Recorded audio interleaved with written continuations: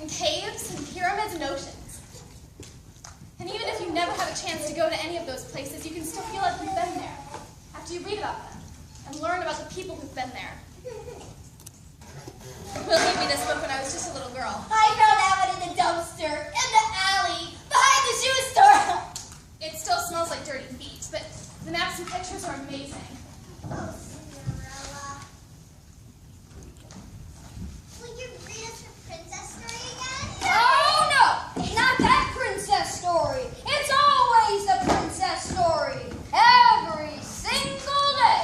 Well, at least she knows how to read. You think books are snack? Books like that one are no snack. More like broccoli without the cheese. Once upon a time, a beautiful orphan girl was locked away in a dungeon. She was forced to work day and night, scrubbing the floors until her fingers bled. I'd rather hear more about the Atlas. The princess book is high in fiber and low on taste. The fair maiden always sang a happy tune while she worked, because she was as beautiful on the inside as she was on the outside. Even though she was locked in a dungeon and was forced to work all day long, she still found a way to hold happiness in her heart.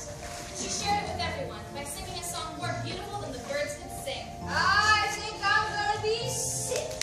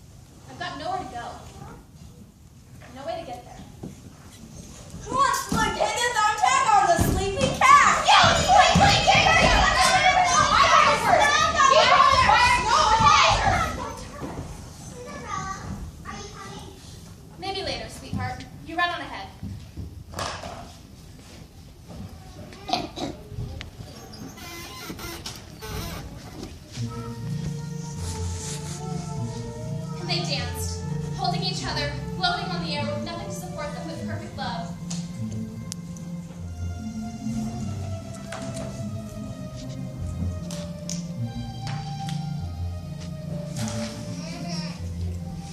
My darling Cinderella, your eyes are as blue as the depths of the ocean.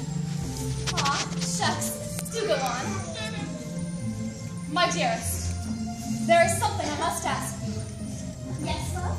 What is it? Will you marry me? And we will travel to Mozambique and Madagascar. And we will write poetry and create sculptures and read books that don't smell like dirty feet. This is all wrong. Wrong! You're supposed to kneel when you ask me to marry you. The book says you kneel when you ask me to become your princess. A prince always kneels when he proposes. Come on already. It's in the book.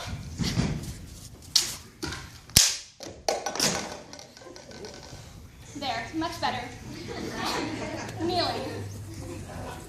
Yes, I will marry you, and we will study algebra together, and paint sunsets, and learn to speak French.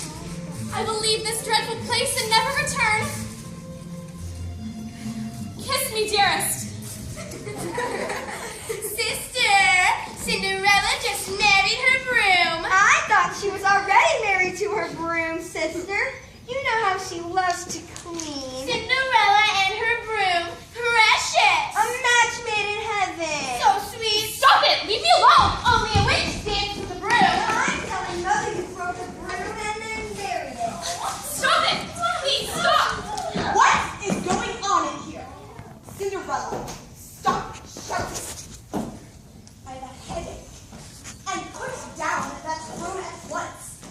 Child, I wish you were not so mean. But You have been nothing but trouble since I married your father and you live here in this run-down place with my precious daughters. Now I want to know what happened this time. And I want the truth. Cinderella tried to hit me with the splintered end of the broom, Mother. She said she was jealous because we're more beautiful than her. Oh, of course you're all more beautiful, my dears. After all, I am your mother, and your beauty comes from me. She broke the broom handle like some kind of villain and threatened to give me a splinter on my dainty hand. Temper, Cinderella. Your anger is out of control, child. It pains me to have to punish you again, but it is for your own good. You will not leave the castle for a month, and you will do all of the cleaning chores by yourself. Yes, Mother. Come along, angels. We have shopping to do. Clean. I hope you and your broom live happily ever after.